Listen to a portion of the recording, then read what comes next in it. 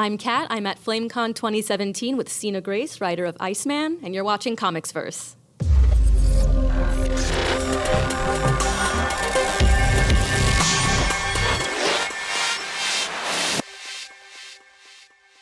So, Sina, how are you liking FlameCon so far?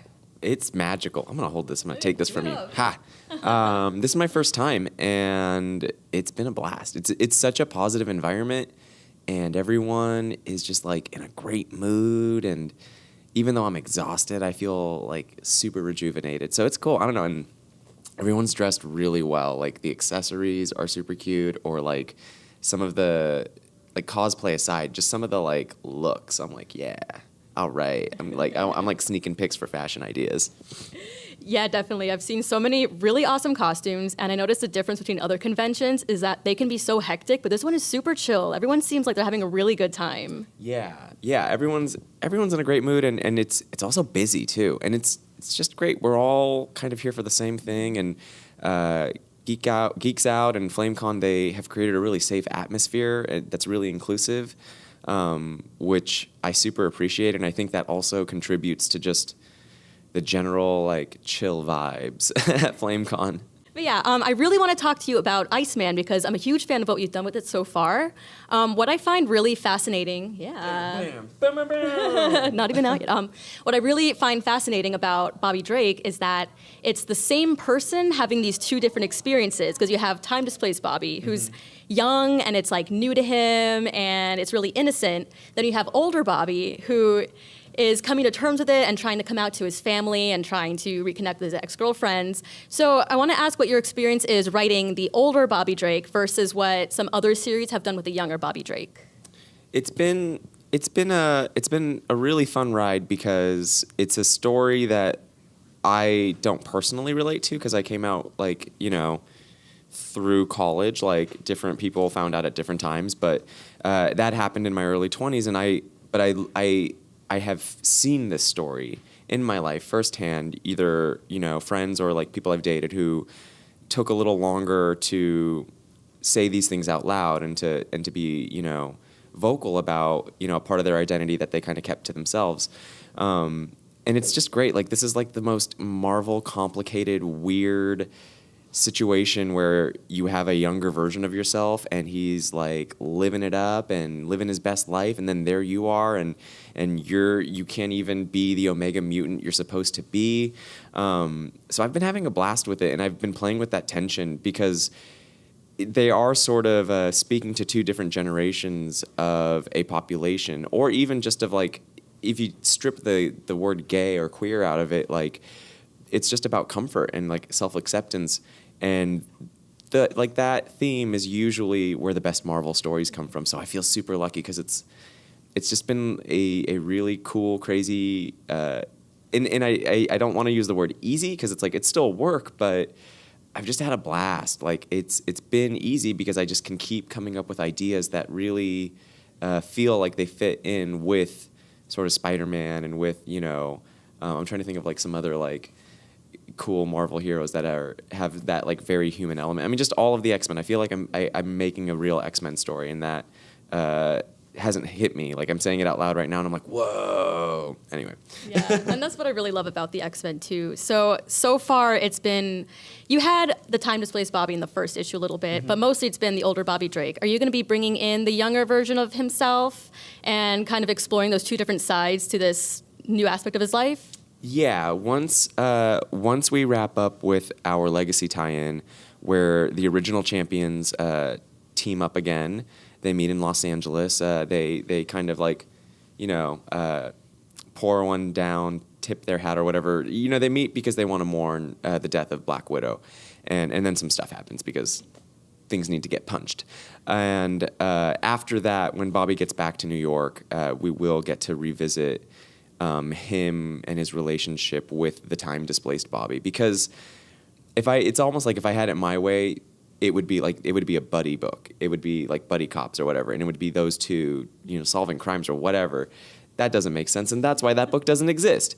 But I love writing them together. But for the first story arc and for also the Legacy tie-in, we had to focus on Big Bobby and let readers know which book and which character they're following. Okay. Is there anything that each Bobby could learn from each other? Yeah. Oh yeah. I think